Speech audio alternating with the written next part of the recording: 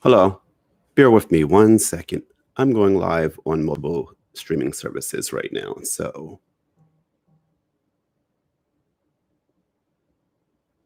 I need to silence my cellular phone.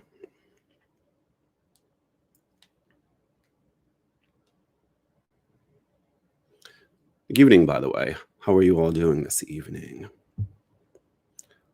Thank you for joining me. I thank you for tuning in to um, this new and improved podcast, which is now also a video cast. And as you can see, it's called Dad Dialect. And once I get my signals going on these other devices, one more and we're good to go.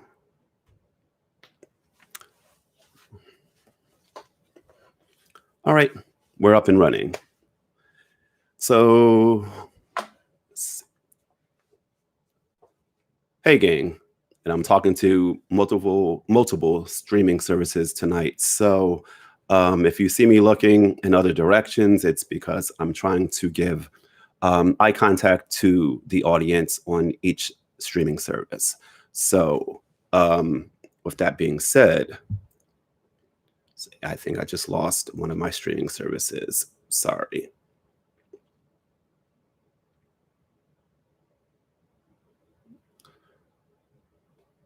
Okay. So hopefully my streaming service is good now because it was, and then I was gone. So we'll try this again. Good evening, everyone, and welcome to Dad Dialect, which is formerly known as Dad's R. It's my podcast that's on Spotify, Anchor, and uh, Beaker. It's on a lot of places. I'll give you the rundown as we go in the show. But I wanted to discuss on today's show the question of why aren't fathers allowed to feel? Um, I have been talking with a new father on one of my many fathers groups, not one that I run personally, but one that I'm in.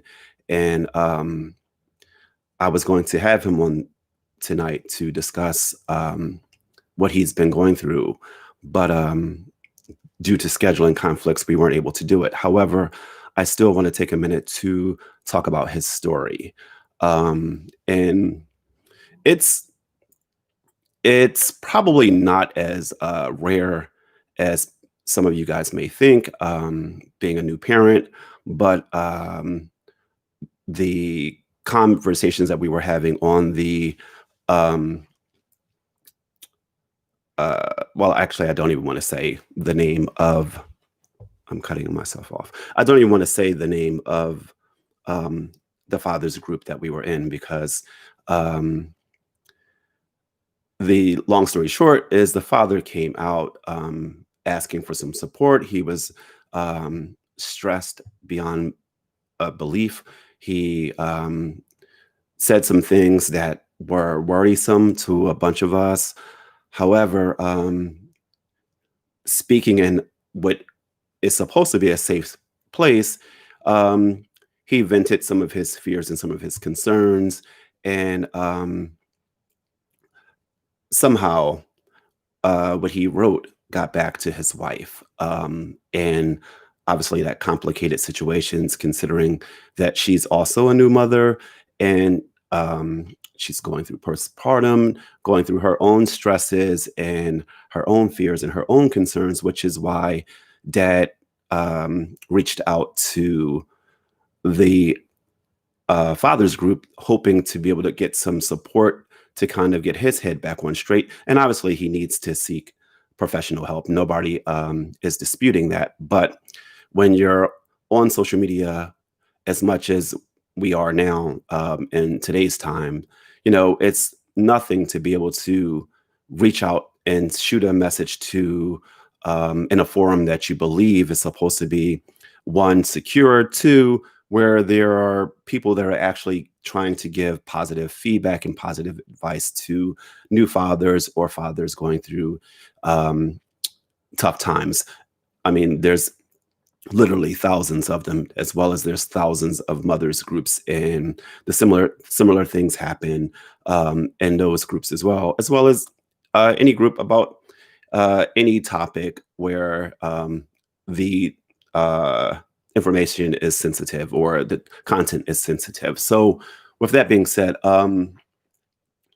it was really upsetting, and the actual root of the message kind of got lost in the outrage that people were displaying surrounding the fact that uh, what he wrote actually made it back to his wife. And excuse me,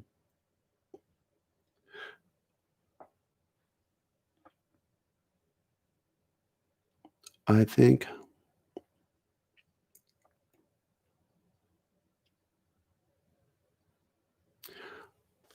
and it made it back to its wife. So, and how it happened was actually quite disturbing. Um, so just picture yourself being a new parent, a new dad, or a new mom, because this is generic.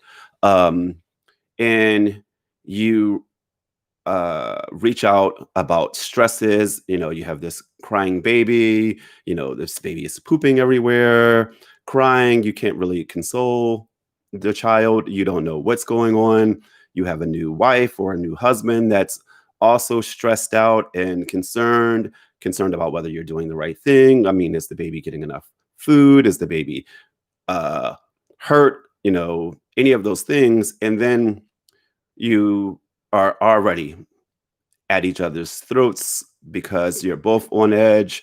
Um, you're not getting much sleep. All those things that come along with being a new parent. And well, actually, it's even worse because obviously we're in C-19 and this is unprecedented times in the first place. And it has um, these moments have, or these past few months have had solid relationships on the ropes and on rocky ground because of just the stresses that are coming along with being in this I can't even call it a new world. It's unreal. This unreal um, reality that we're living in right now. So anyway, so you have all those things going on, and then you know, maybe the baby woke her up, or I mean, maybe she was up for a feeding, or the baby was crying.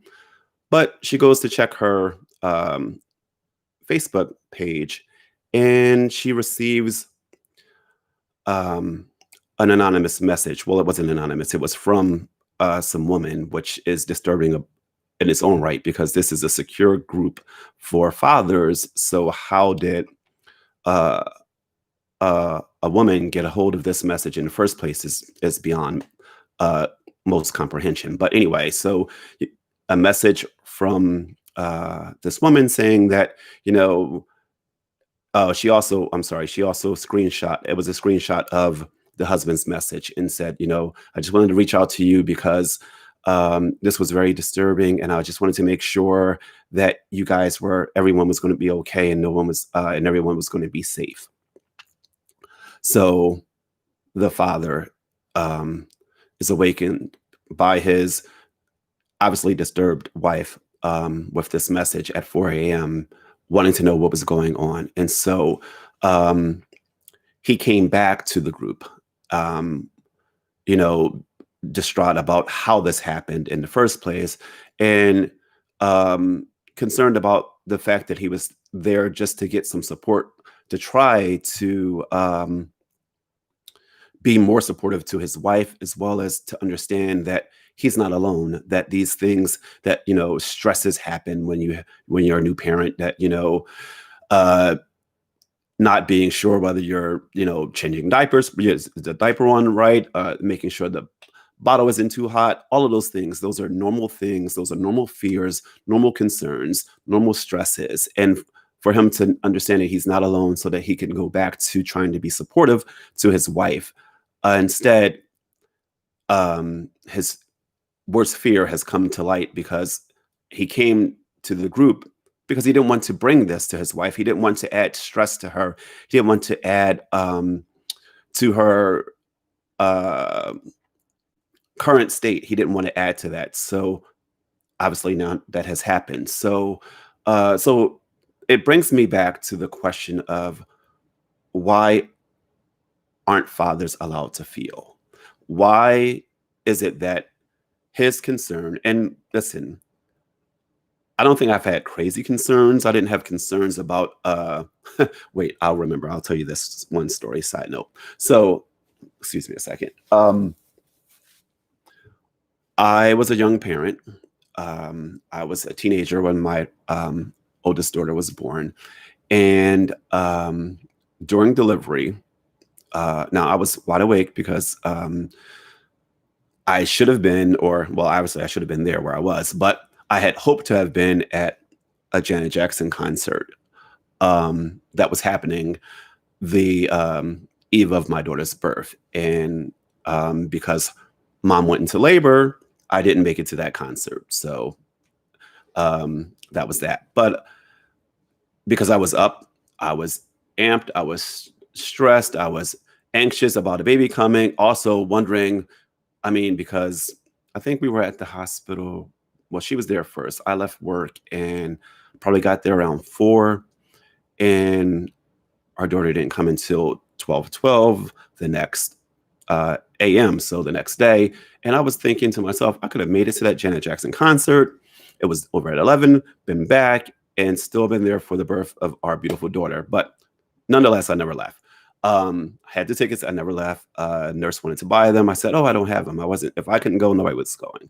But I digress on that. But when our daughter came out, being a teen, uh, seeing my first real life pregnancy happen, she was super light, but to me, she looked gray. So I was super concerned. Like, what the hell is that?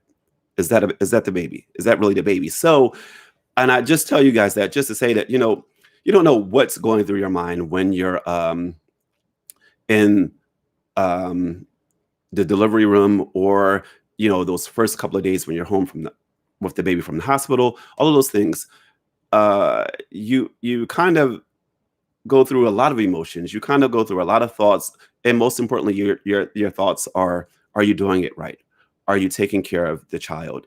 Are when you're handling the baby, when you're cleaning the baby, are you hurting the baby? Are you being too rough? All those normal concerns that normal folks have, especially new parents.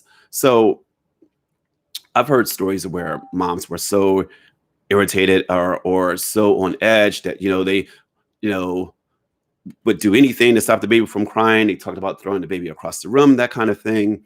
And moms get support for that. Moms get, oh, don't worry, it'll be all right. Oh, it's okay, and all those things.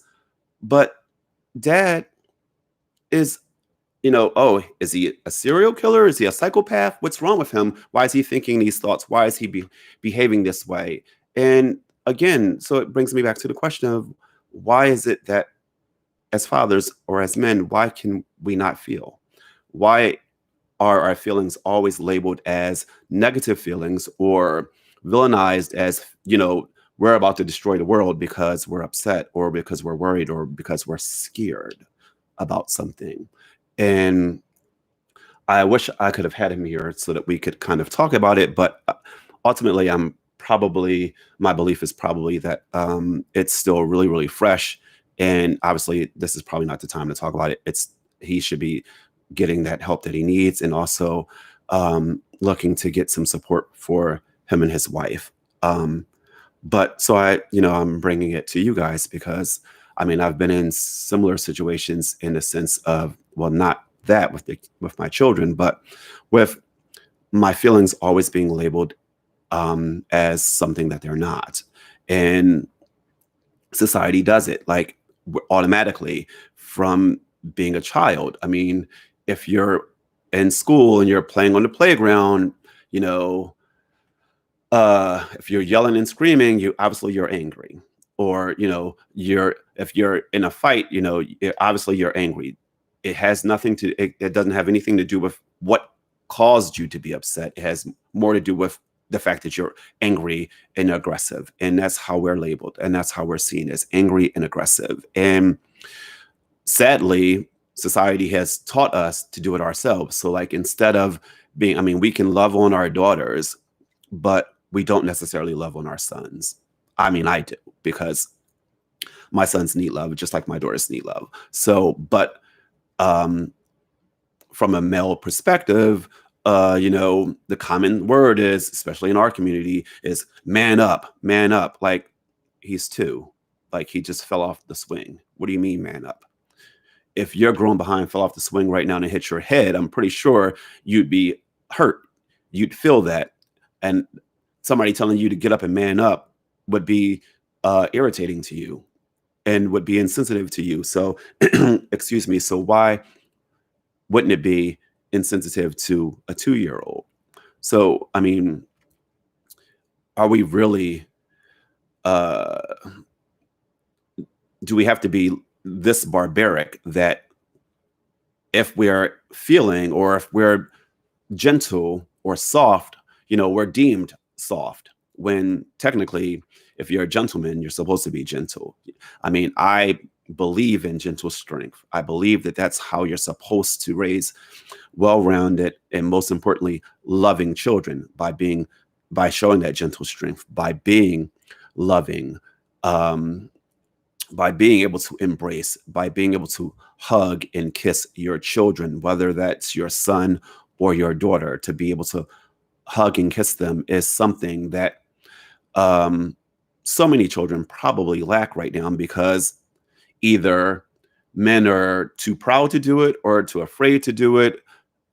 And that's not cool. It's not okay. I mean, imagine how much happier our children could be, or how much more productive our children could be with dad more consistently in their life, but B, being able to be loved on by their father and it be deemed okay. How many men would be able to be more open to loving or expressing their love and their feelings if it was deemed acceptable and okay, versus being deemed, um, oh, you're a punk, or man up, or um, anger, or being seen as anger? Why does sadness have to be seen as anger? Why does disappointment have to be seen as anger? Why does heartbreak have to be seen as anger? Why, at a funeral, does the man have to be hard and stern and holding on? Like, listen, I just lost the love of my life. Where at the funeral, if I just lost the love of my life, no, I'm probably going to be falling apart, because that's the love of my life. And as I should be able to feel. I should be able to feel, and you can't say goodbye twice. Once that body is being lowered into the ground, it's not like you're going to be able to, after everyone leave, dig it back up and then have your own private goodbye. So, I mean, the thought that we can't be sensitive, the thought that we can't have feelings that are deemed anything other than anger, is absurd to me. And I just don't understand why no one else is talking about it, why no one else seems to think that it's an issue. So um, it's sad. It's sad right now. I feel for that father. Excuse me. I feel for that father. I feel for their relationship. Um, I mean, the fears of being a new parent is enough to strain a marriage in the first place. But when you add the things that you say in private, or the things that and listen, let me just say this. Clearly, that was probably not the best thing to do. It probably was not the best thing to do, to go to um, a group full of strangers, whether or not it's supposed to be um, a forum to uplift and encourage. It was probably not the best thing to share as much as he shared. But I mean, I've been in a place during my divorce where I overshared. Sometimes you just need to get it out. And maybe that's what he was trying to do. He was trying to get it out. And, there was a lot of fathers, I mean, hundreds of fathers being supportive. And, but this still got back to his wife. And I can only imagine how devastating he must feel, expressing things out of fear that aren't even real. I mean, it's like, you know, the parent who says, I never wanted to have this baby anyway. And then, you know, went all through the child's childhood and into adulthood, loving that child like nobody's business. And then the child finding out, oh, yeah, but you know what? When you were 3 weeks, daddy didn't want you. Or when you were 6 months, mommy didn't want you. Maybe, depending on the age of the child would understand, but maybe the child wouldn't either. So why would it be okay for that to come out? It shouldn't be. Some things that you say should be okay for you to just be able to say them or think them. I mean, I'm not somebody who always says, say what's on your mind. I mean, I know there's a lot of people, there's a lot of Sagittariuses out there who believe in saying what's exactly on their mind and don't care about no chaser or any of that stuff. Me, I believe that things just can't be unheard. So if you say something that isn't necessarily truly how you feel, you can't take that back. I mean, people may say, "Oh, don't worry, I forgive you," or people may say, "Oh, I'm not bothered by it," but you cannot unhear negative things that have been talked that once you speak them out into existence, you cannot whoever heard them or read them, they can't unsee them and they can't unhear them. So that is something that we all should really take to heed and take to heart when we're angry or upset or emotional, to be sure to not say things that could be hurtful, things that could come back to hurt you, your loved ones, your relationship, your job, whatever the case may be. You should like just be mindful of that because sometimes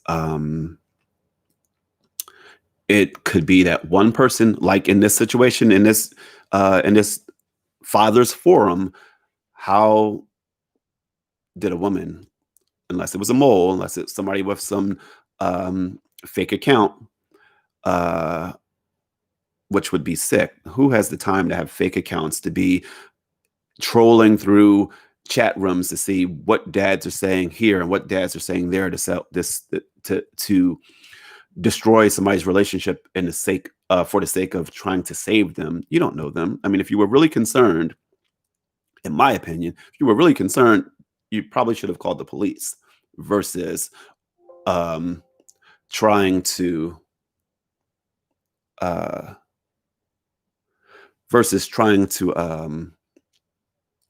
reach out to the wife, or why not reach out to the father and say, "Hey, are you okay? I'm concerned about some of the things that you wrote.